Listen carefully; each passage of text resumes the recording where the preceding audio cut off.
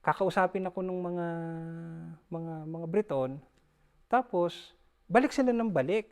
Kasi mag-start ng church from different places kasi you establish relationship, tapos iiwanan mo na yung mga tao pag okay na sila, lilipat ka na naman, back to zero ka na naman. Mahirap mag-church planting. I know the bank will not approve you because you're just a newbie, no credit score. Hi mga ka-devotion, samahan niyo po ako sa ating kukwentuhan sa araw na ito. Kaya alam mo Pastor Roman, may papakita ko sa iyo. Sige. Nung pagdating ko ng UK, alam mo kung saan ako pumunta? Yun, no, sa Mueller House. Yung bahay ni George Mueller. Ni George ang Mueller, unang-una yung kong libro pinunta. na Yes, ayan. nabasa niya. Yan. Ito picture mo. Yan, may picture. yan. Diba? Hindi na kita nakilala din yan. Oo, yan. So, ngayon, okay. So, ayan, nakarating na ako ng Ng England. Tapos, 2 months lang ang usapan namin dyan. Kasi dapat lang yung to train, no? And to help the church start, right? Tapos, hanggang naging 6 months yung 2 months. So, in such a way na parang, kung sa Pilipinas, kasi tingin ko sa sarili ko, hindi ako worthy talaga. Hindi ako magamit ni Lord. Pero what I am... Teka lang saglit. Okay. Ano pakiramdam nung bagong-bago ka pa lang sa London? Okay, una, culture shock. Bukod sa culture shock, is napakaraming kaibahan. Pero buti na nga lang, nag-aral ako ng mission school, tsaka yung exposure sa mga foreign... Anyway, pero iba pa din. Iba pa rin yung pag nandun ka na eh.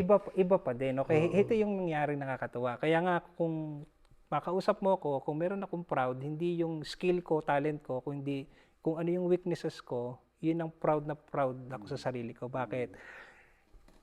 Yung mga British, pumapatin sila doon kahit hindi ako maka-English mabuti. Basta sinasabi ko na lang, kindly translate this pag magpipreach ako. Pag mahirap na i-ano. Pero pagka after nito, kakausapin ako ng mga Briton, tapos balik sila ng balik. Tapos one time, mayroong isang sister doon, sabi niya sa akin, you know, Pastor, why I keep coming to this church? Why? Sabi niya sa akin ganun, because every time I talk to you, I feel your sincerity, empathy, sympathy. I feel like you are treating me like a sisters, dear sisters in the Lord. And alam mo kung bakit ako na-shock, Pastor Roman? Kasi every time nakausap ko sila, kung bakit ako titig sa kanila, hindi ko sila naiintindihan. Number 1, nagli-lip reading ako kasi iba yung pronunciations ng British. Yung accent nila. Is, titig akong gano'n. Tapos So lagi, para maintindihan mo yung sinasabi, Yes. tititigan mo. And then, lagi ko sinasabi, para matapos na yung conversations namin, dahil wala na akong masabi, don't worry, my sister, I will pray for you. In Jesus' name, I will pray for you. Yun, ang ibig sabihin nun, naubusan ka na ng English. Wala na akong masabi. And eventually, yun. So, after 6 months, then, I have to go back to the Philippines. And then, they asked me Kasi again. nga, training lang eh. Yes, diba? yes, Training lang yes. yun. Iti-train mo lang sila. And then, they asked me again to come back Okay. the following year for another Teka lang, bago ka 6 months. bumalik sa UK, nung bumalik ka sa Pilipinas, ano ang pakiramdam nun, if you can still recall? Kasi, di ba? Alam mo, ito yung nangyari sa akin. Kasi nung hindi pa ako nakapunta ng UK, syempre I feel like I am nobody, poor, yung mga tao feeling, kahit pastor ako, feeling nila, kawawa ako at namamalimos lang ako. Pero nung suddenly nakarating ako ng UK, nung pagbalik ko, iba yung dating. Alam mo, yun yung tipong... Nararamdaman mo? Nararamdaman ko na people Parang now nag-iiba na is ang treatment sa'yo. respecting me, people is being generous and courteous. Meron na akong parang, suddenly. And then, hindi lang yon. Tapos, nung di pa ako naka-UK, I'm so broken-hearted. Dahil nga sa love life, okay? Halos lahat ng mga kabatch ko, sa church, sa ministry, yung mga kasabayan namin lumaki, sila may asawa na sila. At sila, kami doon, nagkapangasawahan sila. Yung Pero mga- ikaw, Ako, wala. At nagtatry ako doon, pero lagi akong nababasted ako. aba, Yun ang problema di ko ko. alam yan ah.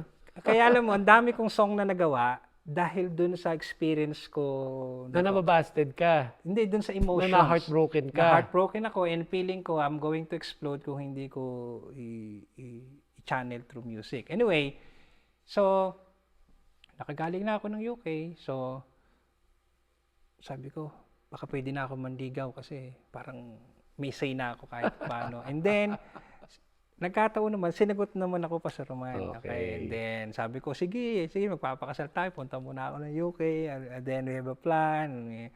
And then, nung Wala nangyari bumalik ako ng the following year. Kasi nga, in-invite ka na ulit. In-invite na ulit. Pero ulit teka ako. lang, nung unang punta, wala naman necessarily agad na sinabing, babalik ka agad. No, wala. di ba? Ang usapan namin is just 2 months. Oo. Kaya nire-remind ako ng bishop, Yes. yung bishop ko, kapatid, sabi niya, tandaan mo dapat lagi, isipin mo ito, may balik. Ibig sabihin, magpakatino ako para may balik. Huwag kang magkalat okay, doon. Huwag kang magkakalat. Okay, kaya napaka-aware ko sa conscious ako sa lahat. And then yung pala, pinatawag ka ulit. Oo, yan nga. Dahil nga may balik. Ibig sabihin, naging successful yung ministry ko doon. So, tapos, nung bumalik na ako, doon na pinakilala sa akin ni Lord yung wife ko. Yung magiging wife mo. Yung magiging wife ko, Oo. hindi yung nasa Pilipinas, kung hindi siya. Kaya pala, hindi ako makakita sa Pilipinas, nandun pala sa UK yung mapapangasawa ko. And then, nung pumasok siya sa church, tandang-tanda ko, pagpasok niya sa church, sinabi sa akin ng Holy Spirit, siya ang mapapangasawa mo. Sabi ko, hindi pwede, may girlfriend na ako. Ano na ngayon So, yan, kaya hindi ko siya pinansin. And eventually, pinag-pray ko siya kasi pauwi naman siya ng Pilipinas. So basically, hindi talaga kami just linger lang ng moment tapos done. Kumbaga, hindi mo naligawan or Hindi, naparamdam. wala. Pero nangusap sa iyo ang Holy Wala. Spirit na ito. Siya ang mapapangasawa Kaso ko. paano nga yun? May girlfriend And ka. eventually, yung misis ko ngayon, ganun din pala. Pagpasok niya sa church, sinabi din sa kanya na siyang mapapangasawa mo. Galing. Pero siya, hindi niyo pa alam yun. Hindi namin alam sa isa't isa, pero I just feel it. Tapos sabi ko, paano ko naman ito makikilala? Hindi ko umulis na ng Pilipinas. So, wala namang Facebook pa noon. That time is Friendster. So, sinerge ko yung name sa Friendster. O sabi ko, Lord, okay. Pagkatapos niyan, wala na.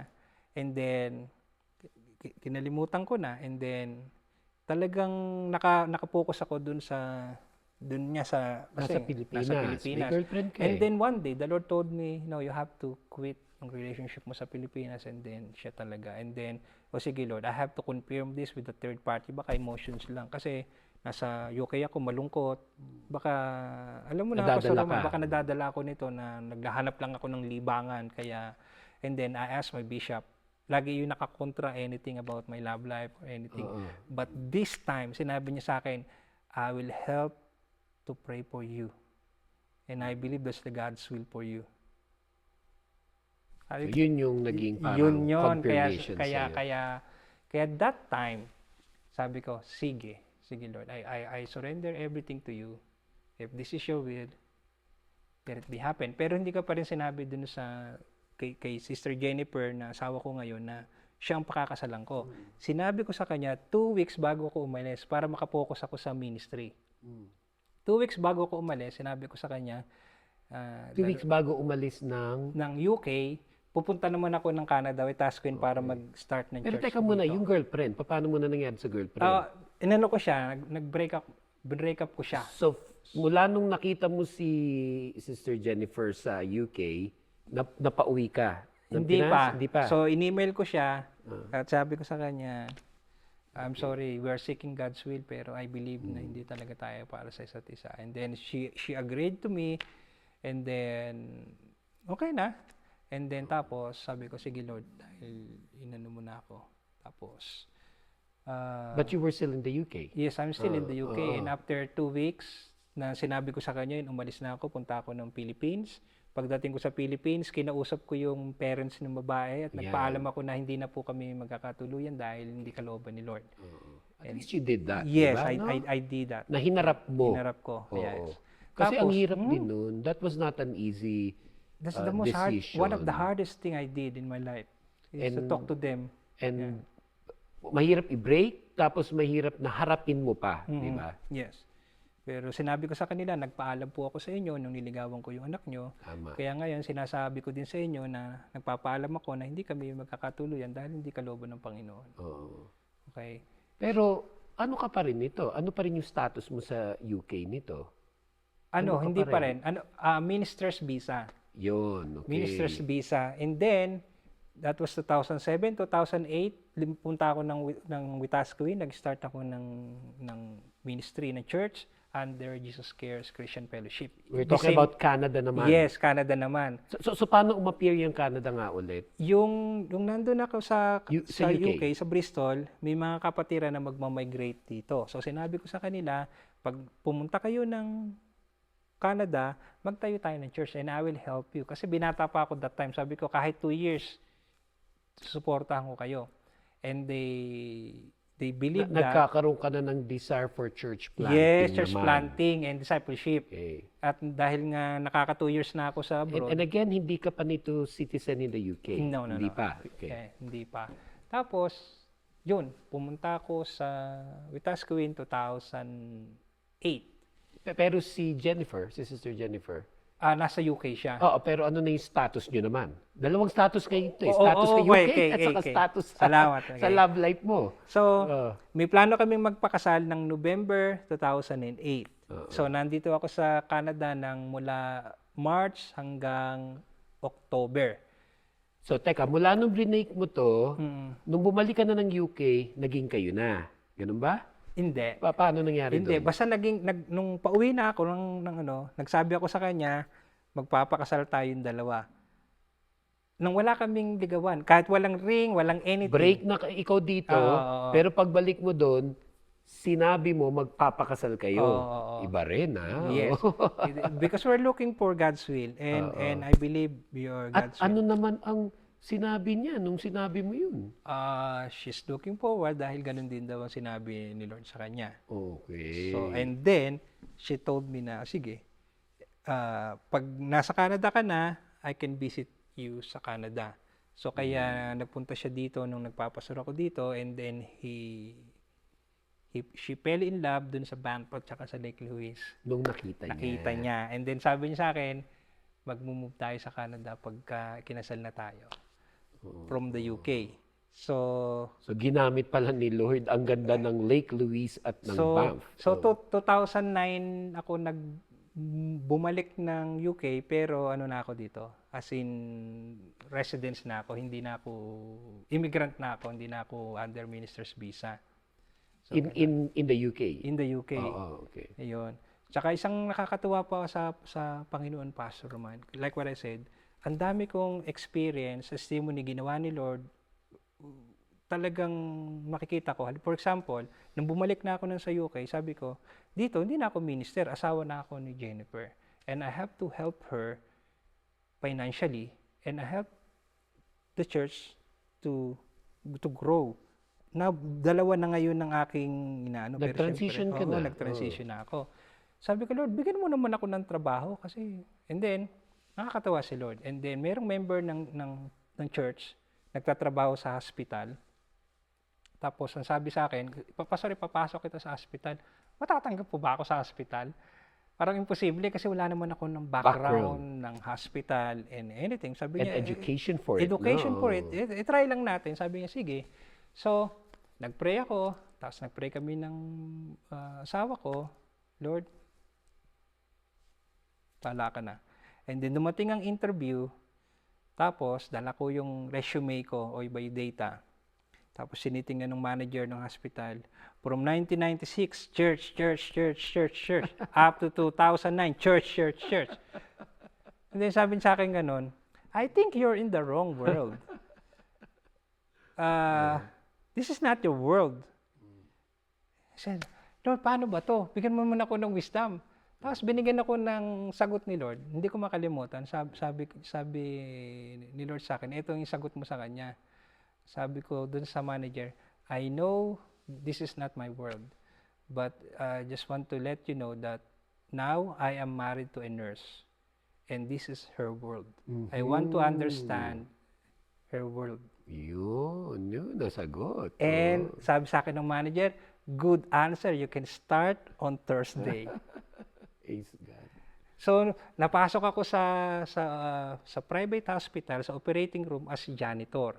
Okay. Pero si Lord, hindi ka papayagan na mananatili ka. Laging ang promotion sa Panginoon. So, after 6 months, na-promote ako, Pastor Roman, na maging nursing assistant. Bakit ka na-promote? Ano ang naging basihan nila?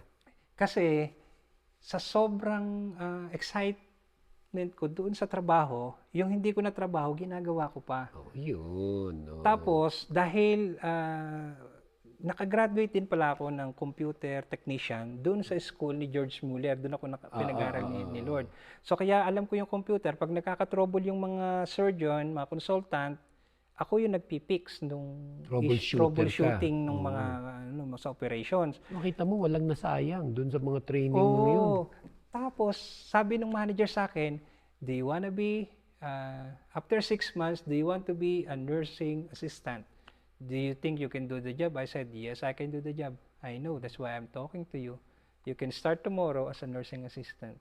Okay. So, Walain mo yun. hindi ako nag-aral ng nursing, wala ako. Basta Bible lang ang binasa ko, mga kapatid. Pero I work in a hospital, in a private setting. From janitor naman to nursing assistant na. Hanggang inalis ako ni Lord, nandun ako sa private hospital, nasa neuro ako, sa orthopedic, sa cardiac, sa ENT, sa plastic surgery. Yun yung mga ginagawa namin. Ito rin ba yung government No, hospital? it's a ba? private. Private ito? Yung mga pasyente namin, mga celebrity, mga king, mga athlete. Yan ang mga celebrity namin. Kalain mo yun, ano? Yan. Nakakatawa ang Panginoon. Kaya, So, bukod sa nagmi-ministry ka, pero dahil married ka na nito, di ba?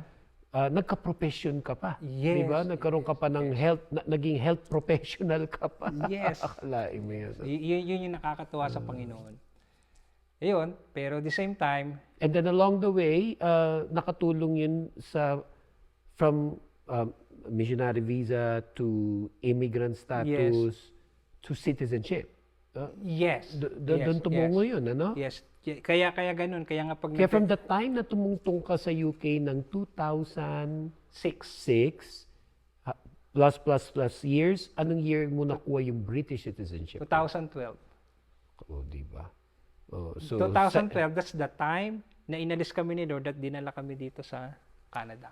yung British citizenship, pangharap ng marami yan na magkaroon niyan. Kaya sa iba nga magkaroon na nun, okay na yun, 'di ba? Doon ka na at hindi naman sa maganda rin ng UK, 'di ba? As a whole, as a country. Pero bakit nga at paano nga napalipat ka na ng Canada? Kasi, naalala mo yung sa vision ko, Kasi pwede namang pwede namang doon ka sa hindi, UK. dagat, bundok ng yelo. Nakita ko sa Banff yung bundok ng yelo sa vision ko. So ulit, dagat, Bundok ng yelo. bundok ng yelo. Nasaan na yun, yung bundok ng yelo? Nandito sa Banff. Nandito sa Kaya Alberta.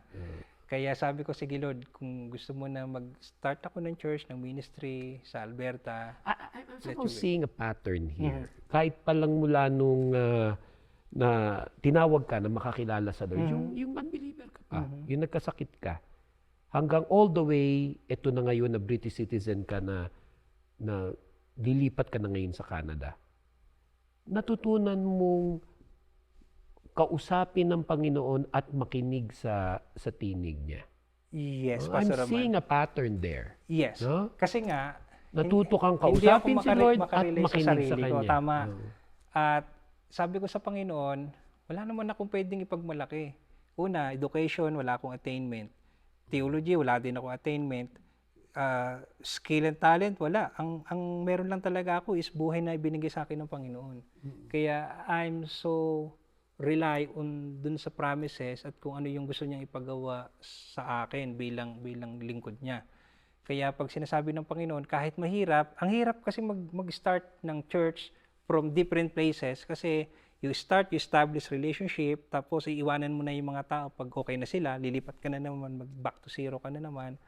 Mahirap mag-church planting. Whether it's in the Philippines Yes. or in the UK Napakahirap. or even in Canada. Pero for some reason, doon pala ako i-design ng Panginoon.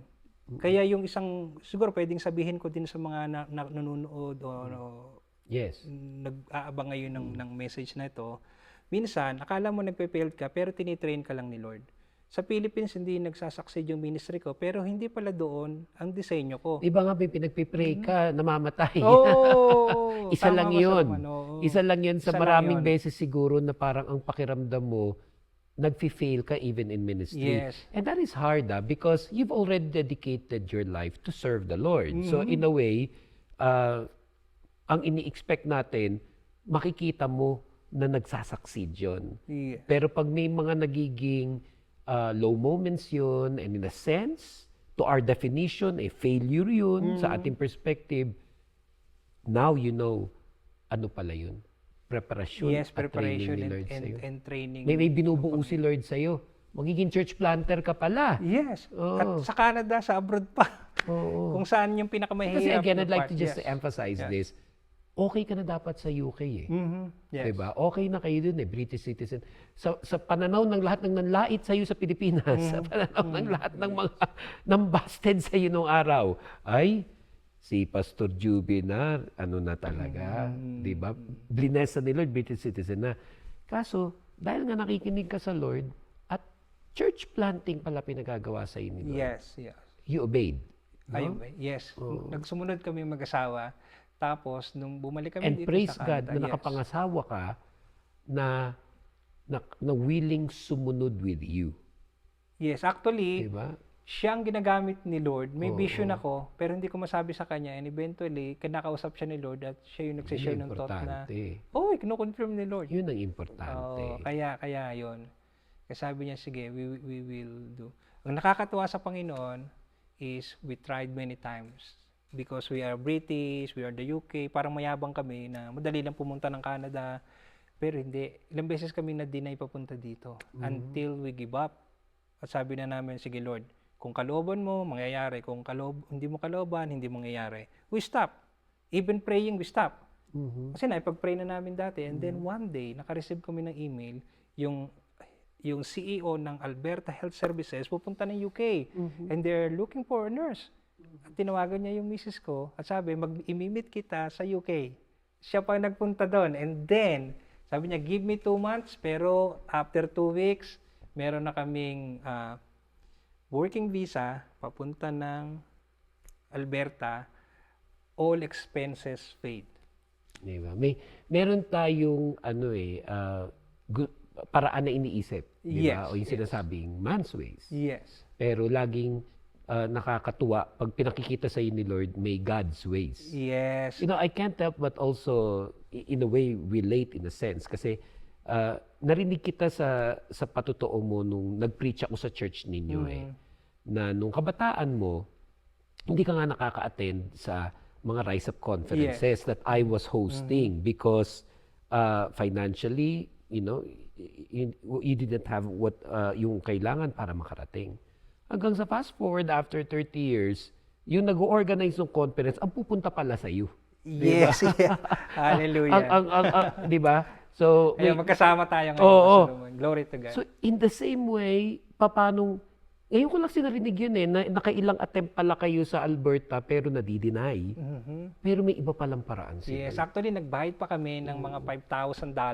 Grabe, Nasayang diba? lang yun. Grabe, Dahil hindi yung yung time. Si Lord ang nagpadala nung magdadala sa inyo. At saka yung nakakatuwa, Nakakabless. yung misis ko, binigyan siya ng work permit. Okay? Kaya nga, pag naglilingkod ka sa Panginoon, wala kang lugi, makinig po kayo dito. Wala akong work permit, pupunta ako ng Canada. Pagdating ko ng airport, pagbaba ng airport, sabi sa akin immigration, what are you going to do here? You don't have any work permit. I said, that's okay. Kasi ang prayer namin, Lord, pag dinala mo ako sa Canada, magtatayo ako ng ministry. Hindi ako magtatrabaho, magmi-ministry ako. Sabi niya, no, it doesn't work that way. Sabi niya gano'n, don't worry, I will give you an open work permit. Nagkaroon ako ng open work permit instantly. Agad-agad. Sabi pa niya sa akin, it's better than your wife. Do you Oo. want it? Tapos, parang nag-isip pa ako, pero sabi ni Mrs. Kaya, kunin mo na. And then sabi ko, yes. And then I just paid $120. Kaya yung Nakamay na naman ng Diyos kamay na yun. naman ng Diyos yun.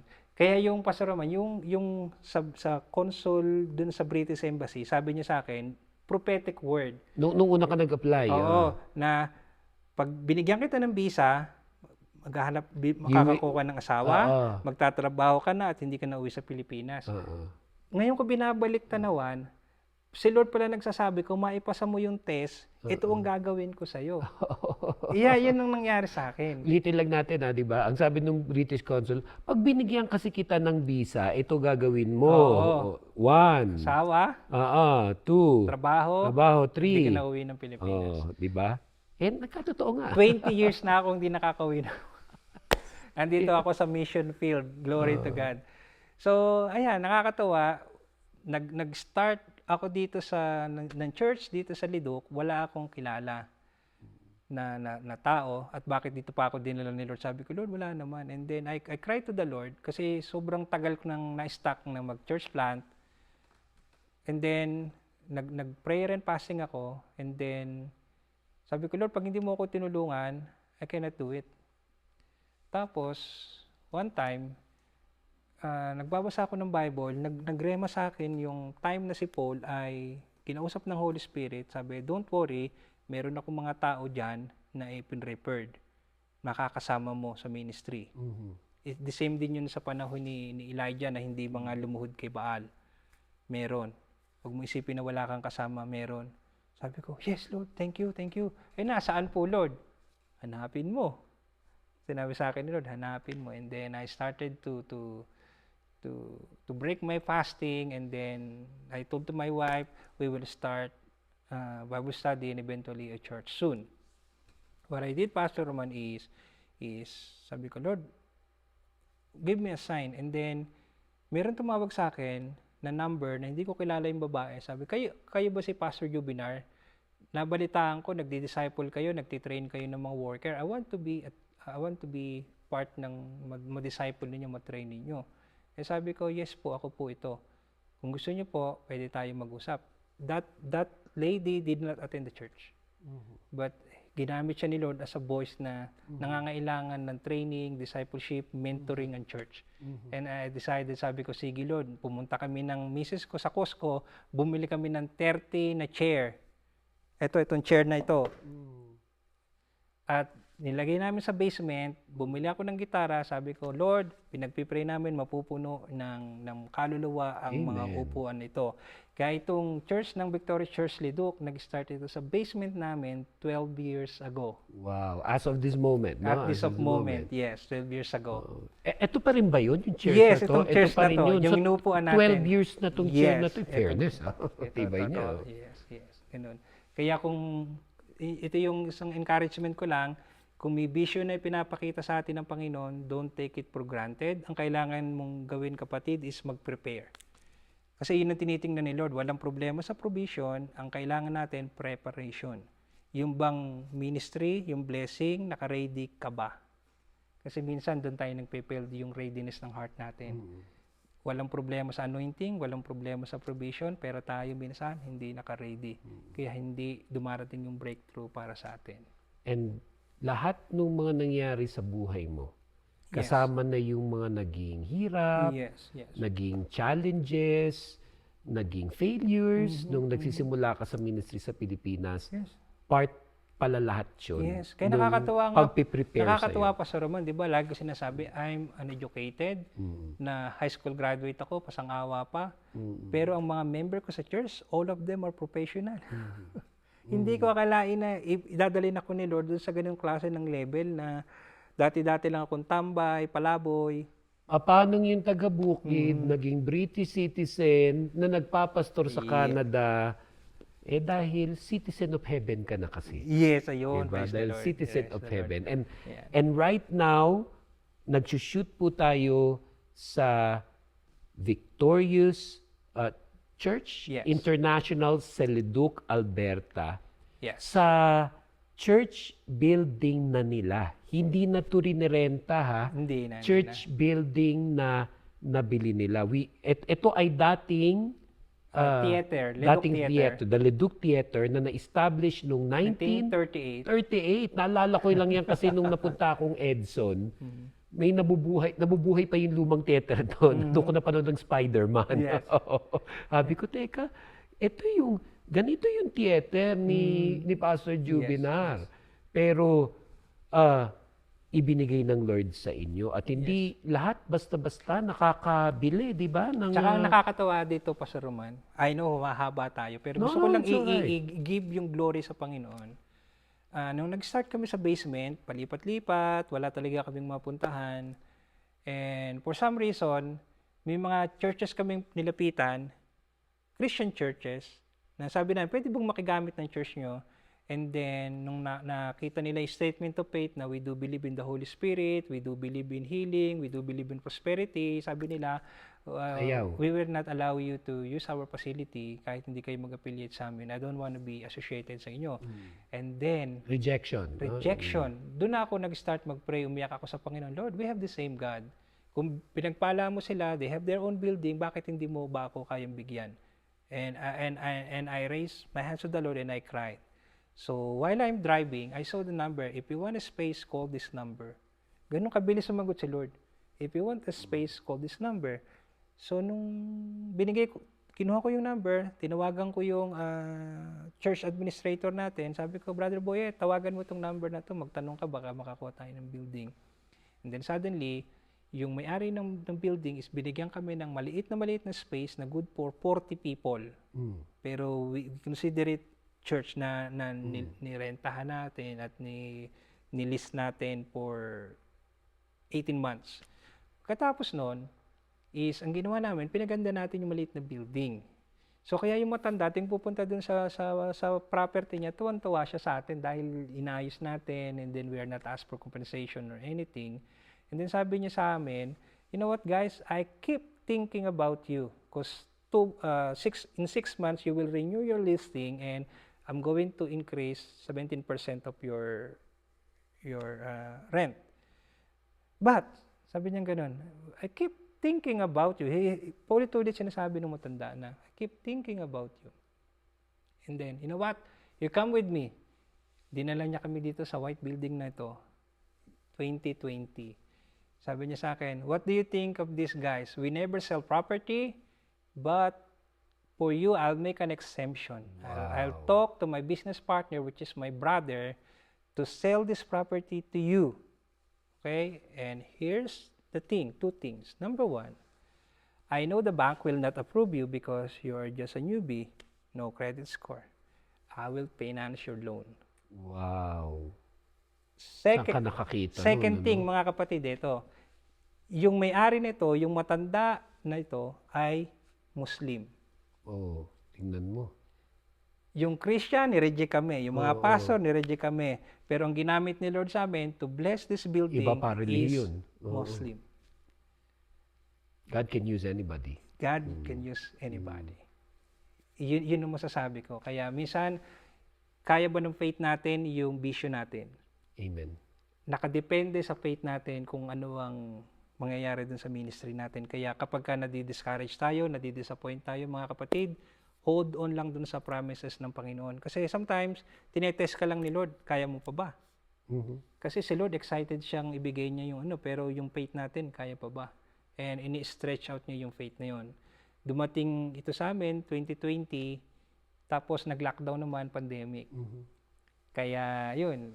Kaya, puro panalangin ang ginawa Even namin. still, fast forward now, ngayong 2026, Yes.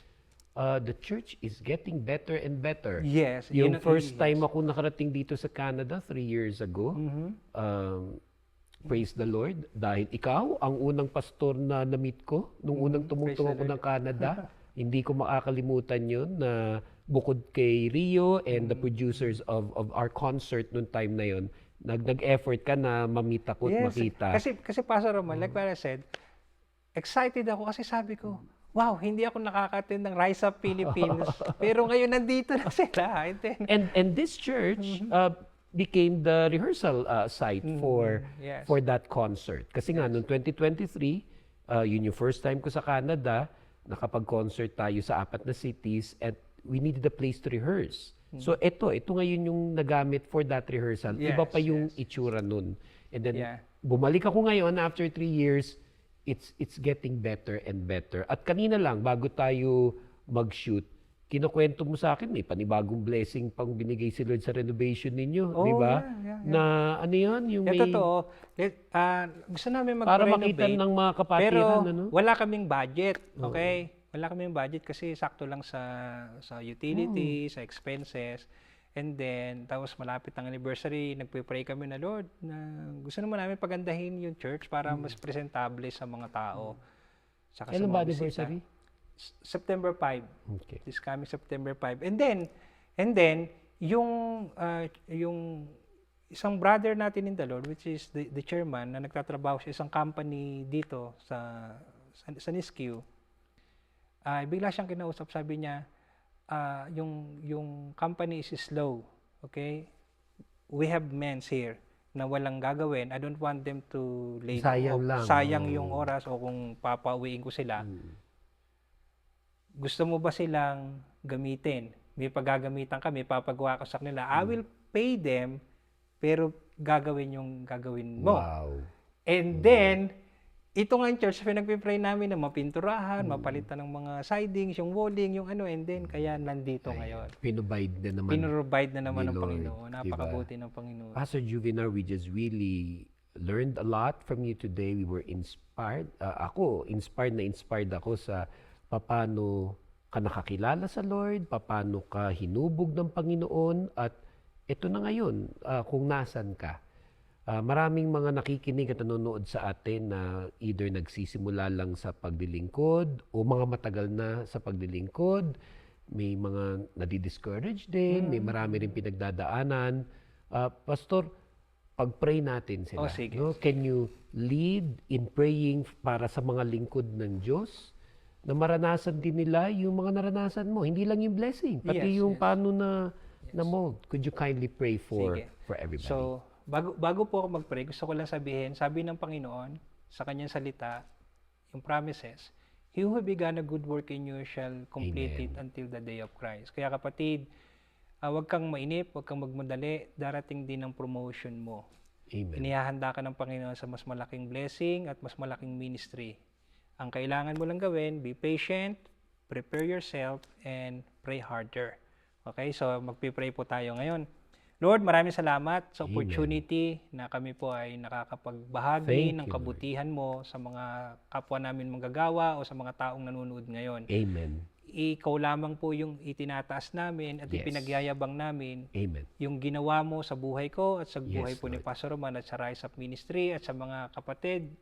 Wala po kaming itinataas kundi ang pangalan lamang ng Panginoong Hesus. Panginoon, kung sino man po yung nag-i-struggle ngayon sa kanyang calling, bigyan mo po siya ng assurance. Sino man po yung mga may sakit din, bigyan mo po ng kagalingan kung paano ako ipinagaling mo. Sino yung nagdi-desire na magamit mo sa Pilipinas o sa ibang part, sa mission, church planting, Lord, bigyan mo po sila ng puso, anointing at determination. At gayon din po sa mga tao na gagamitin mo pa at tatawagin mo pa, Panginoon. At kung sino man po nakakarinig ng panalangin ito, dumalo yung kasaganaan, pagpapala, kalakasan, at ang pagkilos ng banal na Espiritu sa buhay namin ay patuloy na mag-umapoy, Panginoon. Maraming salamat po at binabalik ko po sa iyo ang papurit pasalamat. At gayon din po kay Pastor Roman, ipinapanalangin ko siya na ginamit mo siya sa maraming buhay. At isa na po ako sa napagpala ng Rise Up Ministry. Bagamat sa Pilipinas hindi kami nagkamit, pero yung spirit na ito ay dumaloy po sa akin at sa ministry na po saan naroon po, Panginoon. Salamat po at binabalik namin sa inyo ito. In Jesus' name we pray. Amen. Amen. Thank you, Pastor Juvenar. Salamat po, and Pastor. advance happy anniversary sa ating Victorious Church here in Leduc. Glory to God. Salamat po sa lahat ng mga nakapanood sa araw na ito. At nais kong ipaalala sa ating lahat to always look to Jesus and to believe in Jesus for our salvation, for the forgiveness of our sins, for our eternal life, for our relationship with God. Pagpalain po kayong lahat ng ating Panginoon. So, bali, Pastor, anong mga gagawin dito? Pinipinturahan natin yung bubong kasi mataas kaya mayroon tayong scaffolding. Okay. So kaya yan. Tapos yan, inaayos natin yung stage, yung lighting para mas maging presentable siya